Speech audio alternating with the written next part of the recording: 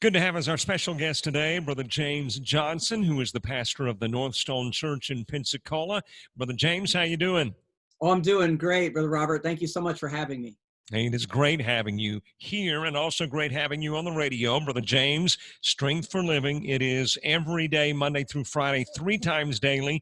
It's 6:30 in the morning, 12:30 in the afternoon, and 5:30 in the afternoon as well. So we thoroughly enjoy those 60 seconds. Yeah, it is a privilege for Strength for Life to team up with your ministry. And we have the common conclusion that the Bible has the answers to anything that we're facing in life, whether it's in society or it's in our own hearts or whatever. And so it's our privilege to try to help speak biblical truth into the ears and hearts of your listeners. We thoroughly enjoy the 60 seconds. And really, that kind of brings me to the first question. It's 60 seconds. You're a pastor. You're probably used to preaching 25, 30-minute sermons or more. How do you bring it down, condense it to 60 seconds? Yeah, it is difficult. And we started Strength for Life, the radio aspect of it, a couple years ago. And at that time, some of my sermons were 60 minutes. So to try to give a biblical truth in 60 seconds, and of course, then we have a little intro and outro, so it really boils down to 47 seconds. So we write it out, and try to be deliberate with why we say what we say, and just try to get as much Bible-based truth in that 47 seconds as possible. How long had you been preaching before starting Strength for Living, the 60-second vignette? I've been in full-time ministry now just over 20 years.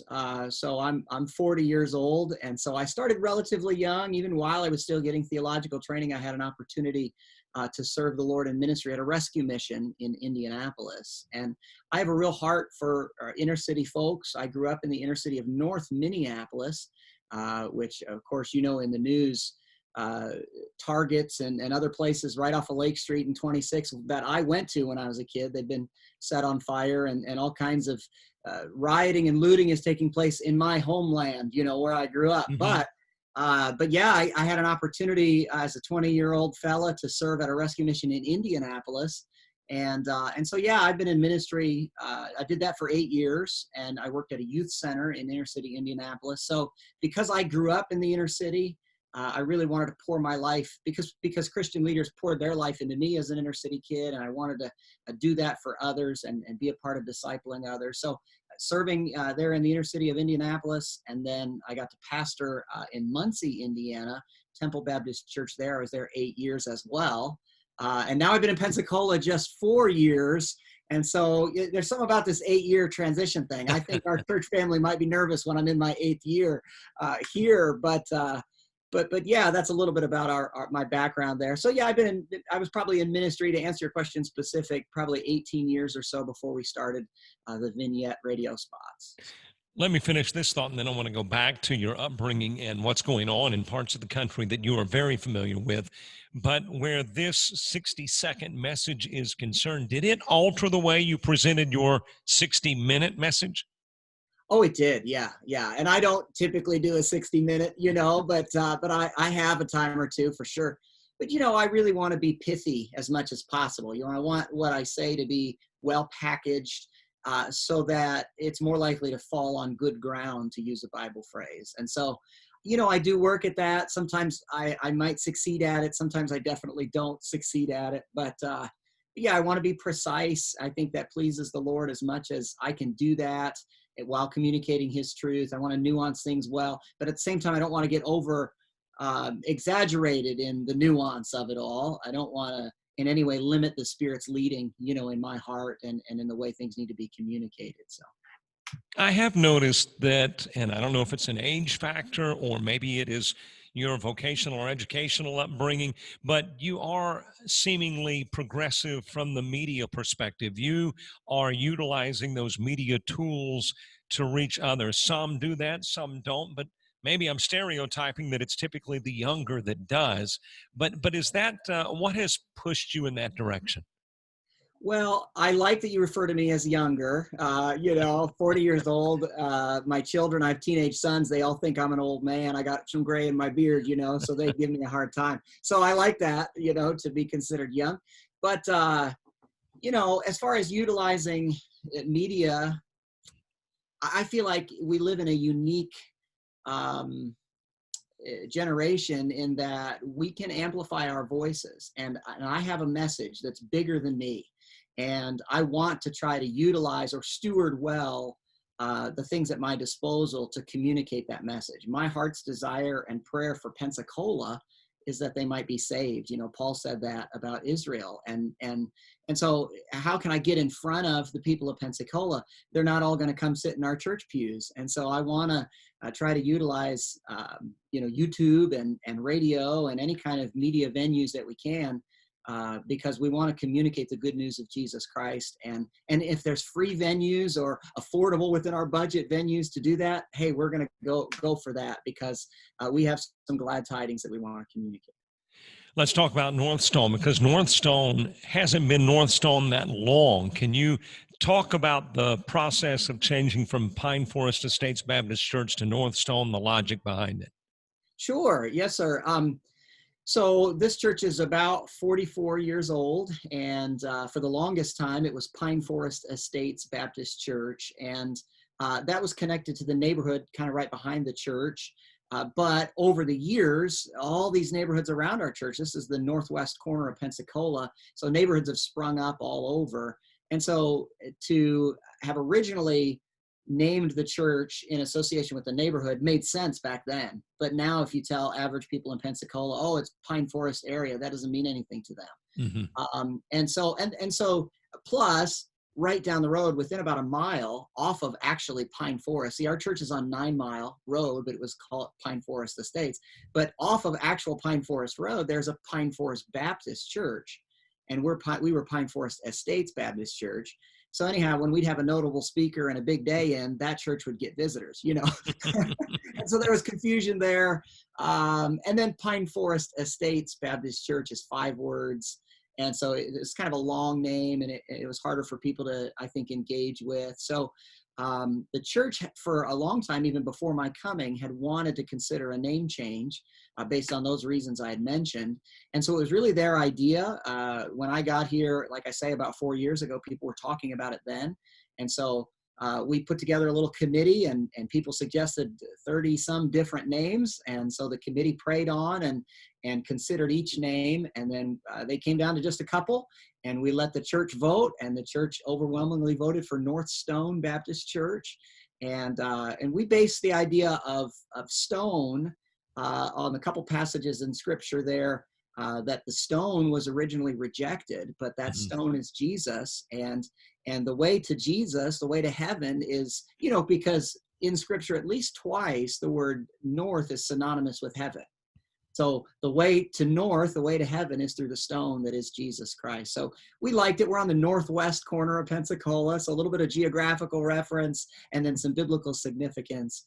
So that's kind of how we came to those conclusions. It always intrigues me when a group is considering a name, and in this case, a church considering a name change.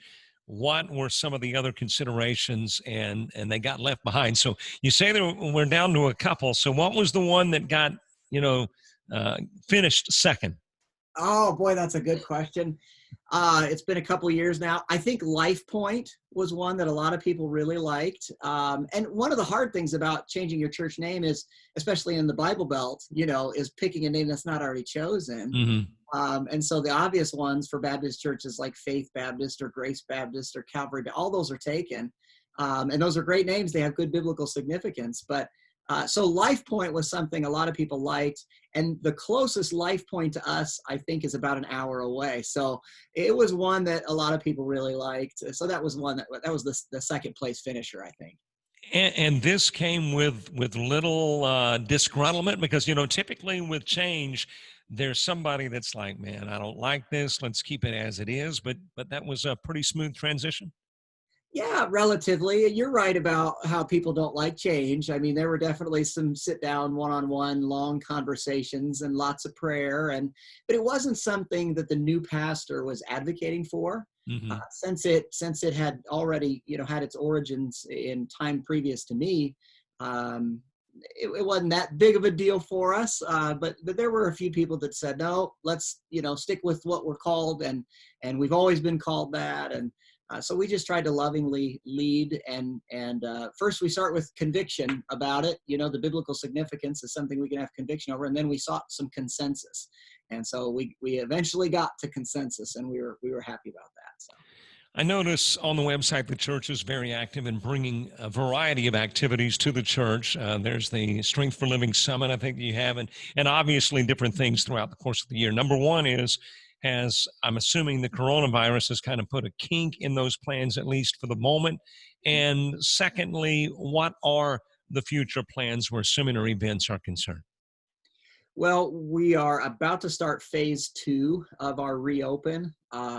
So yeah, for quite a while, we were just live streaming, and we are blessed to have a camera system in our church, and they're just the PTZ, point, tilt, zoom cameras. So they're just small cameras, don't have a big footprint, but we have 3 of them. And so we're thankful for that. We didn't know how important they would be. Previously we were doing that just for our shut-ins, which might have been a dozen or 2 people watching each service. And then because of the pandemic, we had to go live stream only, like a lot of ministries did. And I don't know if you had any opportunities like that where you're preaching to just a camera and an empty auditorium, but it is very unusual. And you really miss amens, and you miss, the connectivity you have with the people to whom you're speaking. So we did that, but the reopen in person, I like to say it that way because it's an in-person reopen. We were never closed. I don't really like to hear people say, "Oh, the churches are closed." Well, no, we're still very actively ministering to people. So we did an in-person kind of a launch, and what we did is a lot of social distancing stuff. We posted signs around, and we asked people to sit every other pew, and it's kind of a balance, to find between loving your brother, and because there's a lot of people that are very fearful, and so we show our love for our brother in the social distancing and then those kinds of things, and then the balance of just faith. God's not given us the spirit of fear, but a power and of love and of a sound mind. So we try to be prudent and show love for our brother, and then also at the same time, we were one of the first churches, I think, in our area to go ahead with the in-person reopen, and so we tried to show our faith in that way, just that the Lord will protect us, and if He chooses to allow somebody in our faith family to be diagnosed with COVID-19, then I've reminded our people too that Christians don't fear death. Because to be with Christ is far better. At the same time, we're using antibacterial soap, and we're doing everything we can to steward this life well. Paul in Philippians 1 said it's more needful for me that I should be with you. So there was still stuff for him to do on the earth, but to be with Christ is far better. So Jesus over and over and over again said, "Fear not." So I try to encourage our people to have that kind of a balance. Where do you see Northstone 5 years from now or 10 years from now? Where would you like to see the ministry go? That's a good question. We love where we are. We're on 11 acres. We have 3 buildings. And so we have room to build on our church property. And so where I see it, I hope to see more people saved and baptized and added to the church. And I hope to see us doing things that steward our existing property even better. It'd be nice if the Lord allows us to outgrow our auditorium. And it seemed like we were heading in good direction as far as that goes previous to the pandemic. And now we're just bringing in our people kind of in percentages, and having them sit every other pew. And some people will live stream in a Sunday school room where we've got a flat screen, so just because they can't find seating Sunday morning in the auditorium. So but definitely the pandemic has hindered our attendance and things. So as far as 5 to 10 years from now, hopefully we'll have continued to see people saved, baptized, and added to the church, and more names in the Lamb's Book of Life. That's our goal. Before we close, I'm going to ask you for information as to how people can find out more about the church, but I want to revert back to, you had mentioned your upbringing in parts of the country that are currently being rocked by riots, and I think it impacts all of us, but someone like you especially, where that's a area that you're intimately familiar with, doesn't that have a different and kind of unique impact on you? Oh, absolutely. It breaks my heart. I mean, it breaks my heart. And I am all for protesting. but what is happening in Minneapolis and in parts of the country around, in all parts around the country is not protesting, it's rioting. It's opportunists that are looting, and it's a shame. And I feel like it's a disgrace, really, to humanity in general. And so my heart breaks when I see it. And my wife and I, frankly, are sick of watching the news. It's just constant with another city popping up of riots. And the president walked out over to that church yesterday afternoon and held up a Bible. And I'm not fully sure the significance of all that, but I did find it to be kind of a victorious move, a move that says he's going to do something. And whether it's sending the National Guard to help these city and state officials or whatever it is. But I think, law and order needs to be pursued as much as possible. But it's heartbreaking to see, cities that were flourishing and doing well being destroyed by their citizens. I mean, it's just heartbreaking. How do you bridge that ethnicity gap that exists? And from a religious leader's perspective, what do you say and do to your flock to try to unite the ethnicities? Yeah, one of the things I do is I try to point out the diversity in Scripture. In the book of Acts, I tell our people a lot that here we are in the 21st century, but we want to be a first century church. And so we look at the book of Acts and see diversity represented there. And then we remind people too, so not only does the Bible model diversity among God's people, but we also see in the book of Revelation that heaven is going to be extremely diverse. So I keep those things before the people, and I think that helps as well. And then different individuals that I've ministered to, maybe from my Indianapolis experience at the youth center and the rescue mission, or Minneapolis or wherever, have come through, and so they get to meet people in our church family, and so I think that gives them a further heart for others. And the most famous verse in Scripture, "For God so loved the world," and so there's diversity represented in the most famous verse in Scripture. So we just try to keep loving people. And the greatest commandment is to love God with all our heart, soul, mind, and strength. And the second is like unto it, to love thy neighbor as thyself. So just trying to keep these biblical principles before our people, I think, has helped us. And I would certainly commend that to any pastor friends that might be watching. The James Johnson, pastor of the Northstone Church, located there in Pensacola. Great to have you with us. I mentioned before closing, I want to let our viewers, our listeners, know how they can find out more information on Northstone. So how do they do it?